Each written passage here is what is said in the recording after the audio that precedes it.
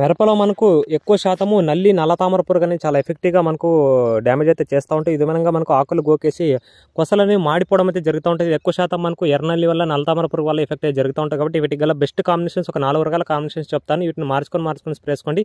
అద్భుతమైన రిజల్ట్స్ రావడానికి అవకాశం అయితే ఉంటుంది. అందులో ఫస్ట్ ఆఫ్ ఆల్ చూసుకుంటే మనకు అలెక్టో ఒక 50 ml, దాంతోపాటు అబాసిన్ ఒక 100 ml కలిపి స్ప్రే చేసుకుంటే బెస్ట్ రిజల్ట్ రావడానికి అవకాశం అయితే ఉంటుంది. లేకపోతే సీజ్మెట్ అయినా 250 ml, అలెక్టో ఒక 50 ml కలిపి స్ప్రే చేసుకుంటే కూడా మంచి ఫలితం రావడానికి అవకాశం అయితే ఉంటుంది.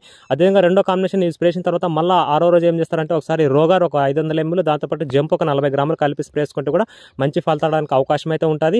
అదేవిధంగా ఇవి స్ప్రే చేసిన తర్వాత రోగార్ జంప్ స్ప్రే చేసిన తర్వాత మళ్ళీ 5వ రోజుకి ఏం చేస్తారంటే కీఫెన్ ఒక 250 ml, పాస్పేట్ ఒక 500 ml కలిపి స్ప్రే చేసుకుంటే కూడా మంచి ఫలితం రావడానికి అవకాశం అయితే ఉంటుంది.